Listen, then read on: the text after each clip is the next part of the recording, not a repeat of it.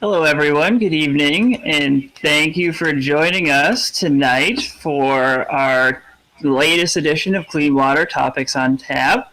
I'm RJ Turcott, Nantucket Waterkeeper of the Nantucket Land Council, and I'm very happy to welcome you to this latest installment.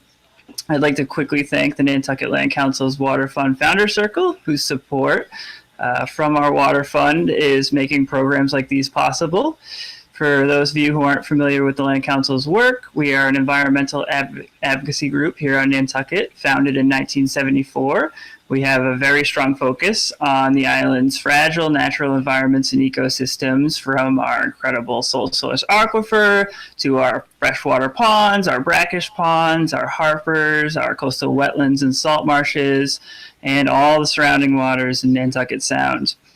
We're very interested in promoting good government policies and good stewardship of these things, especially the public trust. And we use our resources to educate the community about all of our local environmental issues.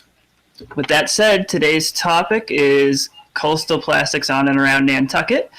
Before I introduce our great speaker this evening, a word on Zoom protocol. After the presentation, we're going to have a live Q&A. But if you have a question, please don't wait until the very end of the presentation. If you have one, please just enter it into the Q&A feature on Zoom, and hopefully we'll have time to get to everyone's questions. With that said, without further ado, I would like to introduce Nantucket DPW's Recycling and Solid Waste Coordinator, Graeme Durovich, to talk about her work on microplastics on and around Nantucket. So thank you, Graeme. Take it away. Thank you, RJ, and thank you to the Nantucket Land Council for having me. And thank you all for taking time to come join us this evening remotely. I'd also like to give NCTV a shout out for their tech work behind the scenes to make this accessible to everyone. And there's an interesting thread, common thread of invisibility between the hidden magic that they do that's so beyond me and waste management. And when everything's running smoothly, we tend to take it for granted and forget that it's even happening, right? It's kind of out of sight, out of mind. So if you could start the presentation, Frank, that'd be great. So as I just mentioned, that invisibility kind of waste, out of sight, out of mind, let's briefly shine some light on that. So what happens to your waste when it goes away? I'm just going to speed through this. Feel free to reach out if you have any questions, but I'm going to speed through the next couple slides. In terms of our recyclables, the first three, if you read this left to right, the first three waste streams, shipping boxes, plastics, tin, aluminum, they're all shipped off island to go to recycling receivers off island and get made into new material. Glass is crushed and used here on island as road base, as landfill cover, and substitute for material that we would have to otherwise bring to the island.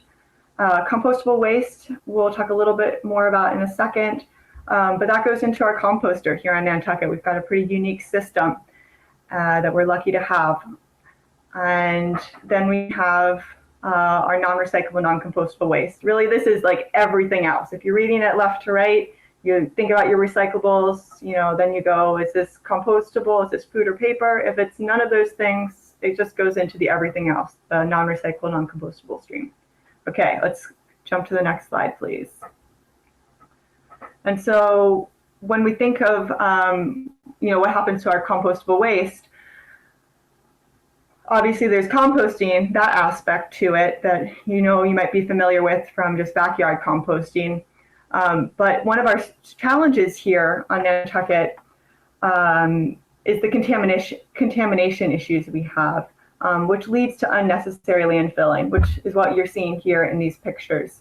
The top left is the tipping floor where we receive what goes into the composter. As you can see, that doesn't exactly look like food and paper, obviously lots of plastic and other materials. Down below it are a few bales of contamination that came out of the composter. Top right are the bales in the landfill. And then we also have some challenges that come from all this contamination in the composter that creates contamination in the compost. And Waste Options has worked really hard to clean it up through numerous screenings. It's much better than it used to be. But actually, if you go get compost at the landfill right now, when you drive in, it's actually just leaf and yard waste, so you don't have to worry about that right now. But it certainly presents some major challenges and brings up the question: if we can't receive good feedstock, why are we even composting? So it really does make sense to compost. We see communities globally moving that way. Nantucket was really ahead of the curve in that, and it'd be great if we could embrace it more. Next slide, please. And so, while waste management systems are imperfect, I'll be the first to say it. That's why I'm doing what I'm doing. We have other ways of also leaking waste into the environment, and so it's key to look at all of these across the board when we look at sources, pathways, and ultimately the leaks into the waste management system. Globally, there's inadequate waste management systems, leaks in collection systems, and so forth. Here, locally, we're looking mainly at leaks from transport to the waste facilities, not just by the haulers. They're bringing a lot to the waste facilities, but also by individuals as well. So make sure when you drive out, or even just driving around town, make sure anything that could blow out is securely within your vehicle. Windy days at the landfill recycling center, that's definitely a challenge. Littering, we have intentional littering, we have unintentional littering. Some intentional littering that comes to mind, nip bottles that we see around. Dog waste bags, cigarettes, right? And then there's the littering that happens unintentionally, that's something that might, blow out of your vehicle, blow out of your backpack, whatever that is. And we talked about the compost contamination, which right now is that compost is not available to the public. Next slide, please. So, as you know, we have this big global plastic problem. This is nothing new. I don't want to sit on this slide too much. You can find this information all online. The Pew Charitable Trust and Systemics actually released a report last year that's really helpful if you're interested in learning more about this. It's called Breaking the Plastic Wave. Next slide, please. So how big is our problem locally, though? Nantucket's a little bit different than the rest of the world, and certainly the rest of the country too.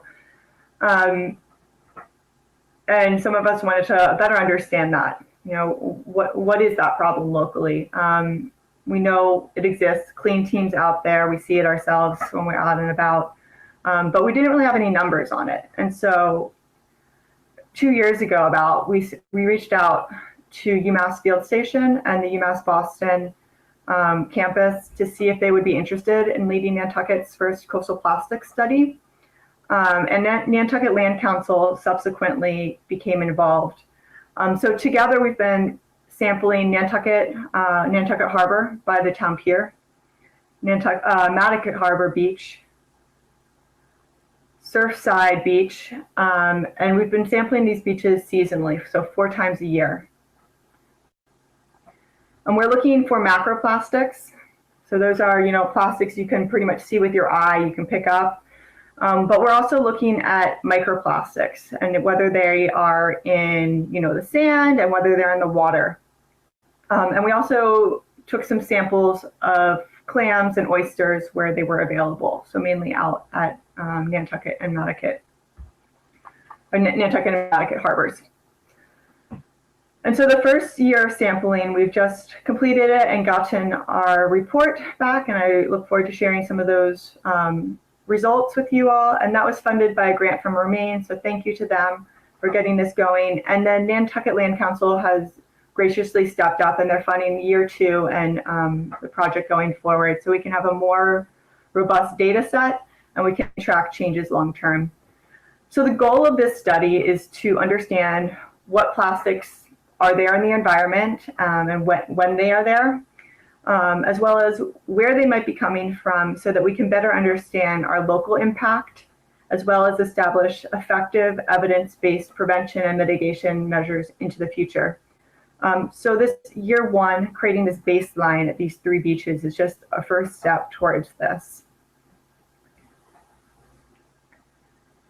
So here we're looking at the macroplastics found at Surfside Beach. This was from May 2020, so about a year ago, just over. And of the 3 beach locations, we found the greatest variety of different plastic materials at Surfside. However, just in general, in the first year, we did not find any consistent pattern in the amount or types across the beaches. So that's something we look forward to seeing if anything comes up as we continue this temporally into the future. Next slide, please. This is the first graph I'm going to share with you. I just have 3, so don't get too bogged down. So here, what we're looking at is the different concentrations of microplastics in surface water samples. So we took samples, just from the surface waters at the beaches, and then looked at how many microplastics were in those samples. And what we see in the graph and from the data is that the highest concentration of microplastics were found in samples from Nantucket Harbor and Nantucket Harbor beaches. And so that's something that we're curious to look at going forward and try to better understand where that might be coming from. We do have the microplastics to sample further to better understand what they might be coming from, like what types of materials. But the FTIR, the technology that does that, the machine that does that has been down, has a very specific diamond piece in it that is used for identifying the types of plastics. And that hopefully that will be fixed this fall and we can finish processing those samples for more information. Next slide, please.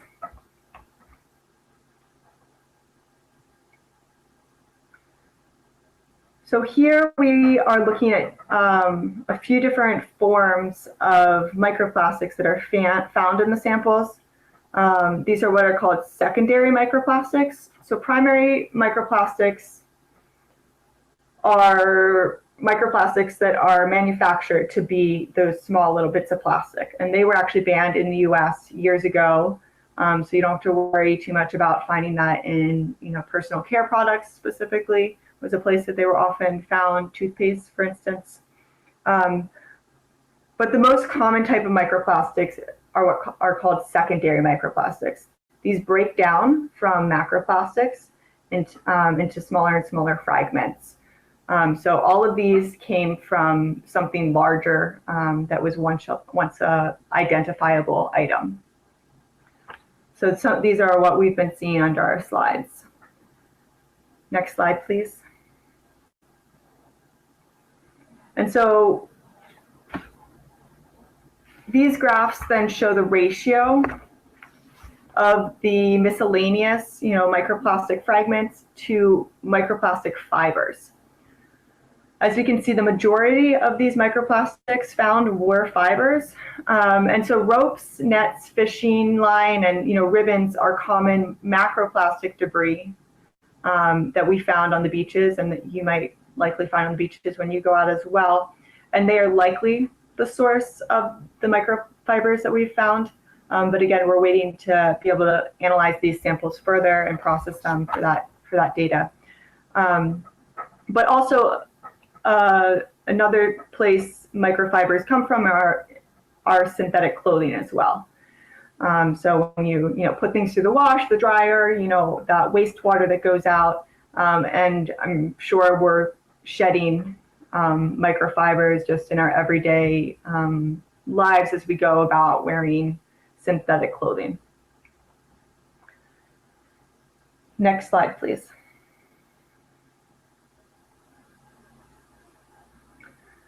So now we know as humans, we've obviously leaked a lot of plastic into the environment. We can see that around us. But why should we even care?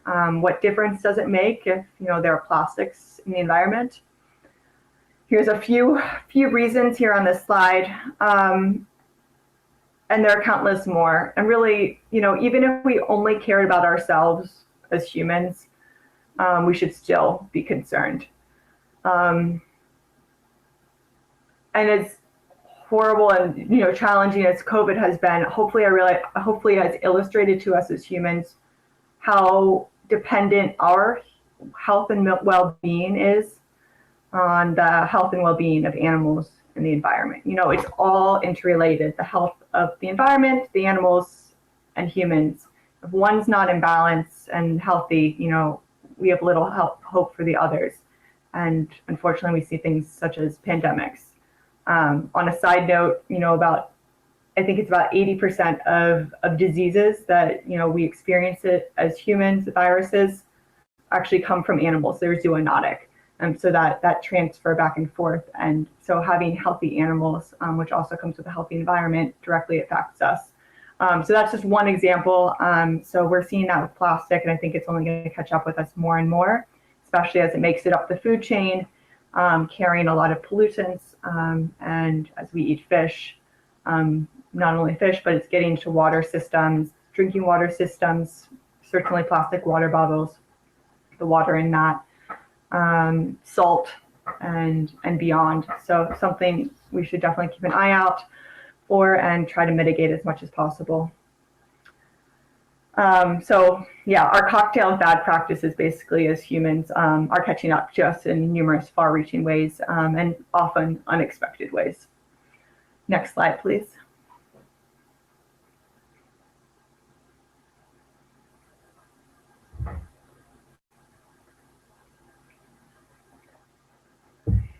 In classical waste management, we typically think about recycling as the best you can do, followed by less desirable ways to make waste disappear. But is recycling really what can save us and from our problems with our addiction with plastic? What really is recycling? Is it just that one action of recycling? It's actually a lot more that goes into it. It's the collection and sorting at home, then the collection by haulers or at the waste drop-off, the sorting subsequently, washing, shredding, more sorting, processing to form pellets for manufacturers to then make into new materials. It's a very energy-intensive, labor-intensive process. And there's a lot of embodied energy, shipping it all off to these places to get recycled, usually numerous places. And then the processing of that, of course, as I just mentioned. So there are many steps ahead of recycling, and they start with behavior change. And behavior change is hard. I'm going to be the first to admit it, but it also makes a lot of common sense. If you have a tap running, it's overflowing the bathtub, what are you going to do? Make that change in your life and just turn off the tap in that instance, rather than just trying to, react to it and clean up the floor as it continues to overflow. We have the same issue with plastic. We just need to turn off the tap with it, essentially. So this model we see is used in Europe, and we're seeing it extend here to the US more. And it focuses on reuse and refusing first and foremost, and then reducing.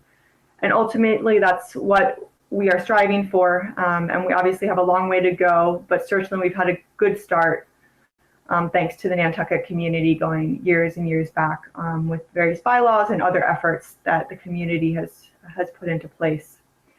Next slide, please.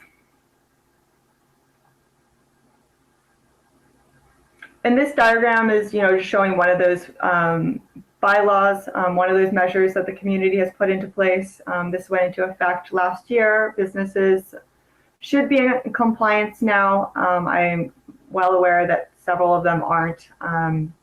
So that's a process that the whole town is, the town is working on getting businesses into compliance. But these items were banned following a meeting in October, a special town meeting in October of 2018. We also have a biodegradable packaging bylaw. And the important thing here, as things get banned, is not to think of it as this, restriction thing. It's just, shifting to other opportunities, really.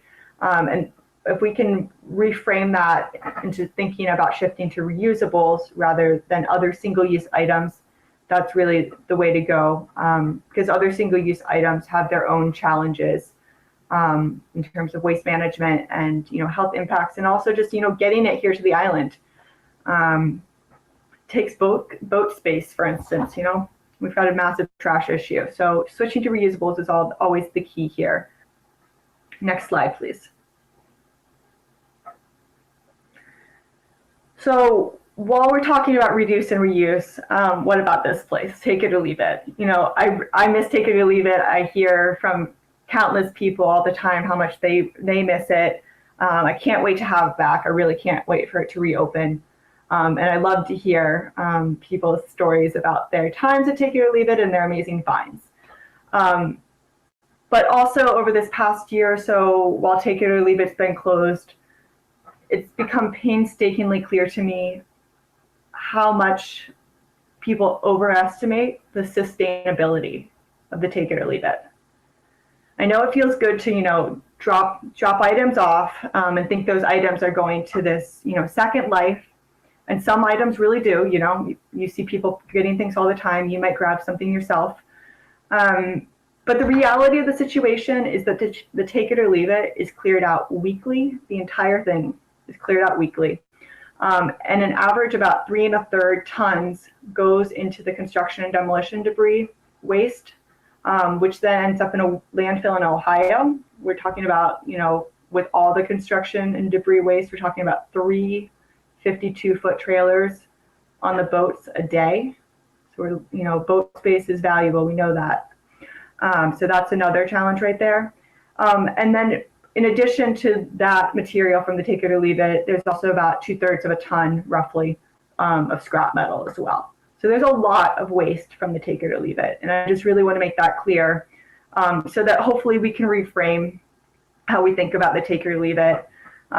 Next time we think about prematurely replacing an item and trying to absolve ourselves of responsibility of that item in a way from taking it to the take it or leave it, I ask you to think again, buying less to start with and reducing the creation of premature waste is key here. The take it or leave it and other reuse opportunities is a good backup after you take those measures. So if you have an item that's perfectly good and you're, rather than just buying something new and replacing it and just thinking you can take it or leave it and it will go to good use, maybe hold on to that item a little further and try to get some more life out of it, because there's no guarantee that when you take it to the take it or leave it, it's going to leave the take it or leave it and go to a second life. And until the take it or leave it reopens, and I have my fingers crossed that it will be sometime soon, hopefully before the end of this year, there are countless other opportunities for distributing your items that you want to get rid of. So you can check the town website. The easiest way to find it is probably just to Google take it or leave it Nantucket, and you can find the take it or leave it webpage for the town. And there's a whole list of Facebook groups and other groups that you can use to try to find someone who might be specifically interested in taking that item and giving it a second life. And that's a good way to guarantee that that it will go somewhere good to get reused. Next slide, please.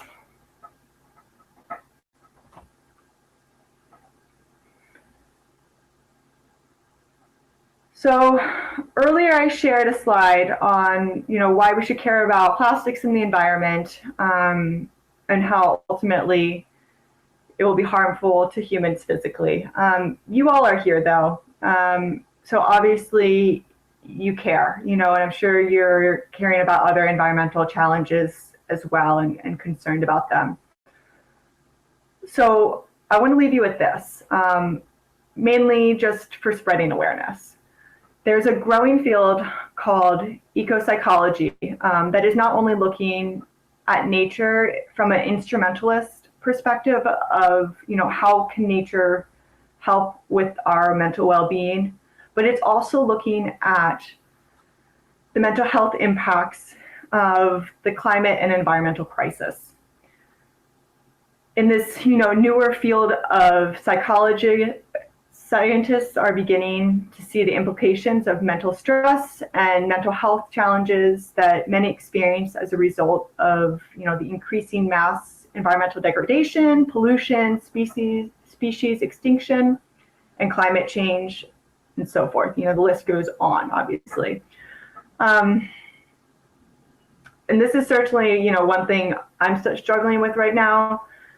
Sometimes our actions and our influence just seems so futile, and how am I actually going to make a dent in this? And just being aware that other people go through these really kind of challenges as well, it can be helpful. For me, it helps to just look at our community though, and look at what so many have achieved over the last several decades, and how that has also gone on to influence other communities off island on the mainland, them looking to us as examples. So, thank you to those of you all who have put in all the effort all these years. And it's a good reminder of, what can be accomplished, even through these little steps, what might feel as little steps, seeing them all build up and seeing how it goes on to influence other communities outside of Nantucket can help us see the larger picture of this. Next slide, please.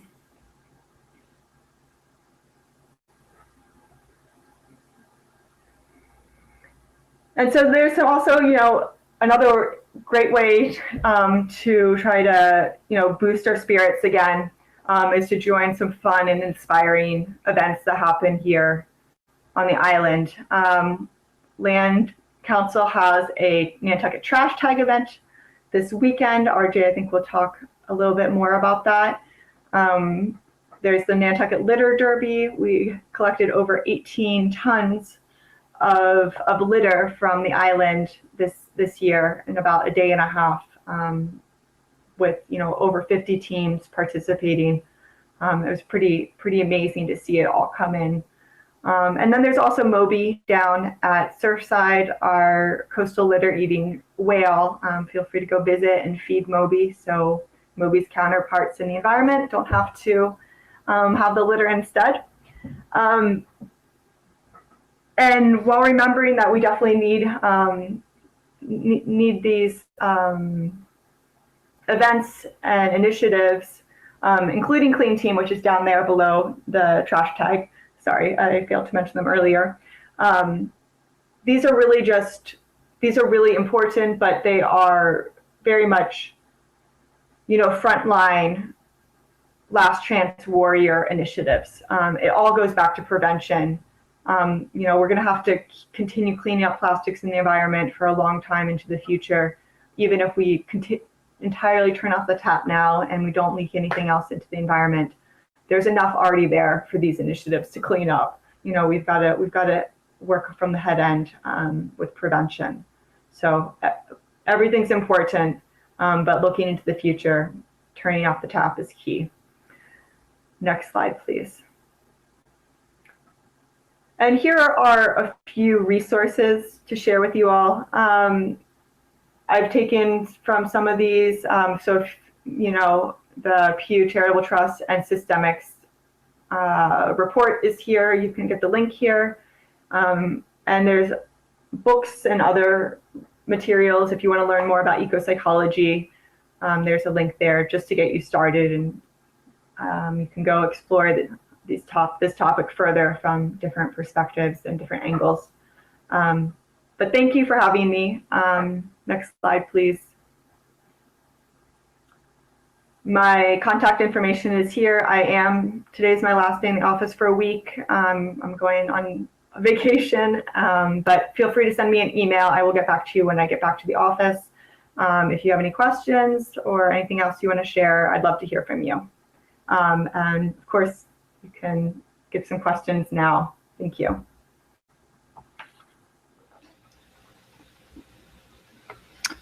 Thank you so much, Graeme, as always. Great presentation. So, everyone who is on Zoom right now, if you have questions, I'll be monitoring that. So, feel free to submit more as we go along here. But just to start, Graeme, where are you going on vacation? You were good? I'm going to my brother's place. He lives north of San Francisco. So hopefully some time in nature. Very nice. Enjoy some eco-psychology therapy. San Francisco is decent. Okay, now on to plastic-related questions. So, first one, how does Nantucket compare to other communities as far as plastics regulations and reduction? There are definitely communities ahead of us, by all means. Berkeley comes to mind in California as one example, and Berkeley gets a lot of press, but there's a lot of communities around Berkeley that really test out a lot of those, those measures that then go into place in Berkeley. Richmond, for instance, is a community that is a few steps ahead, perhaps, of Berkeley. In terms of our local area, certainly the Cape is looking to Nantucket. There's a plastic water bottle ban that's going into effect nowish on the Cape. I'm not sure the exact dates of what's happening on the different towns, but they've certainly looked to Nantucket to see, how did our 2020 plastics ban go that included the plastic water bottles, and what solutions we found to shift away from that into other alternatives. So I would say we're largely leading the charge in many ways, in terms of many of the systems we have in place. We have a lot further to go, though, in terms of, I think, sorting our waste, composting, even just comparing it to what Cambridge and Cape communities are doing in terms of composting. We have a long way to go in terms of the contamination rates we're seeing in the compost. Gotcha. Okay. Next one, how has COVID affected the plastics ban, and are we still implementing it here on Nantucket, and are the businesses still complying? So the businesses have a little bit of leeway with the plastics ban due to COVID. As with, all across the board, it's really hard to get items in, shipments in. And there's definitely been supply issues all the way up the chain with items. At this point, though, we are expecting businesses to be in compliance with the plastics ban. The 2 waste reduction interns working for the town went and visited most of the businesses this summer. It took them a long time to go around and, just talk with the businesses and help them understand what may or may not be in compliance in their business. And ultimately, the health department is the department that can, give businesses fines or warnings. So most of the education has been done even just on the specific one-to-one level, and we hope to see businesses coming into compliance. And as a reminder, this was a ban that was put forth by the community. It was asked for by the community, essentially, and so. It'd be great to see the businesses supporting that side of things that the community had requested. Thanks. All right, gotcha. Great questions so far. Next one, how has the addition of the Nurnik waste stream been helping overall? So the Nurnik waste stream has really helped at the drop-off with getting a lot of that material from going into the composter. I've heard from the operations manager there that they have seen a difference in what's getting fed into the composter.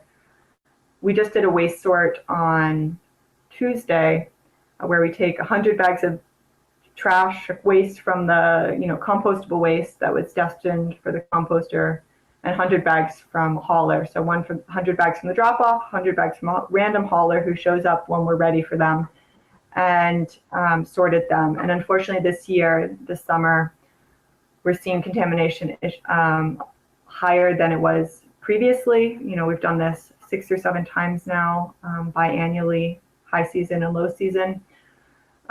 So we definitely have some work to do there. One of the challenges is that the haulers bring in about 80% of the waste to the composter, and they have said that they can't figure out how to bring in the waste, separated compostable waste and Nurnic. So that's a good portion. There's basically no effort being made on that front. So we have a great opportunity there in terms of cleaning up the compost from that perspective and minimizing landfilling on Nantucket. All right. Next one is, do you have any sense of how the data you've collected so far has compared to other coastal communities, if they've been doing similar studies? We haven't looked at that yet. We just got the report, I think, a month ago.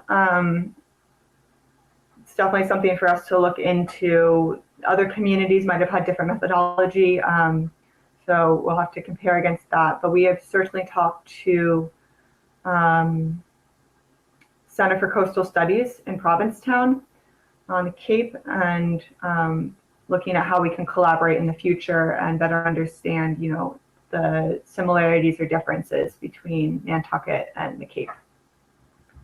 That's certainly something for us to look into in the future.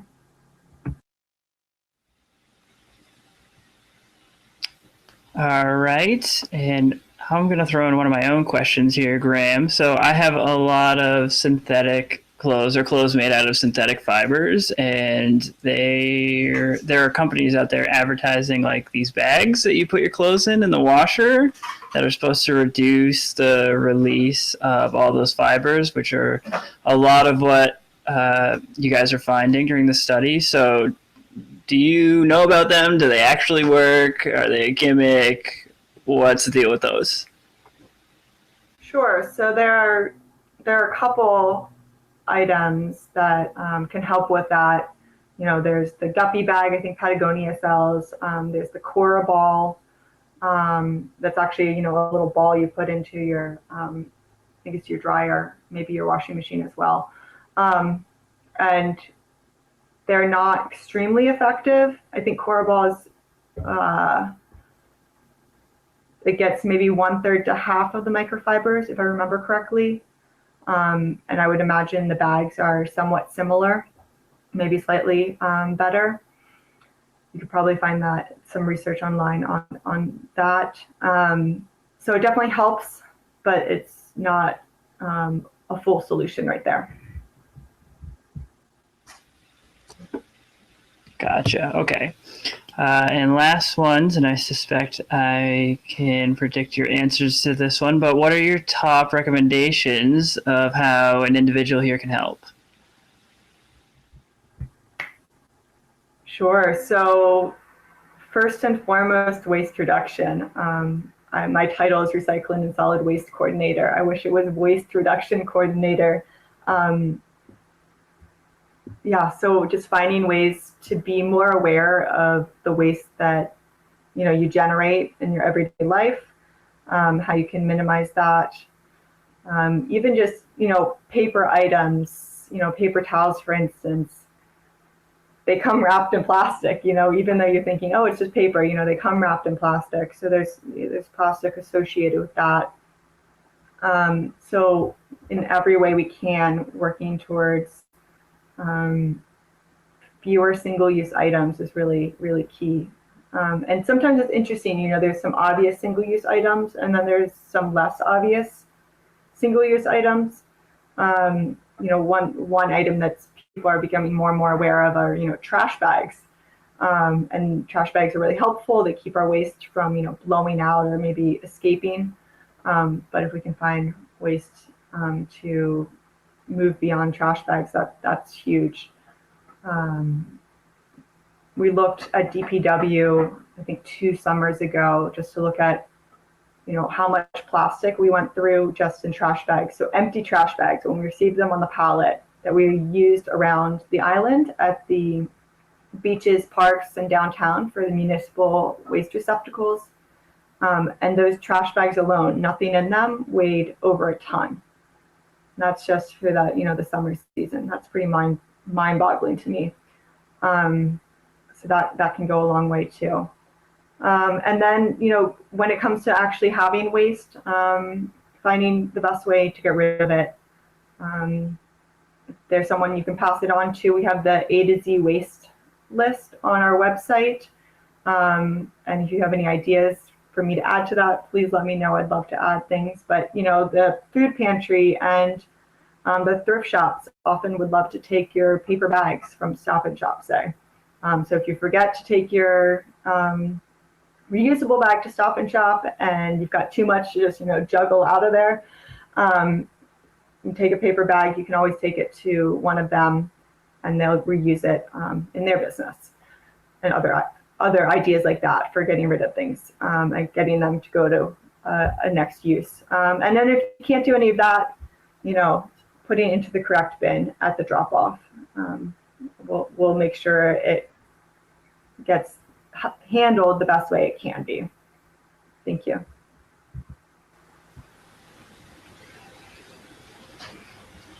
Awesome. Amazing. Well, thank you so much once again, Graeme. It's really amazing to have someone with your background working on such a big issue for this little community out here. So once again, from the bottom of my heart and everyone at the Land Council, thank you so much for putting another great presentation together. Keep up the great research. As you mentioned earlier, this coming Saturday at 8 a.m. for those of you watching, if you're interested and want to come help us out, 8 a.m. at the corner of My Comment and Surfside. Thank you to everyone who joined tonight. Thank you to Graeme, and have a wonderful evening and weekend.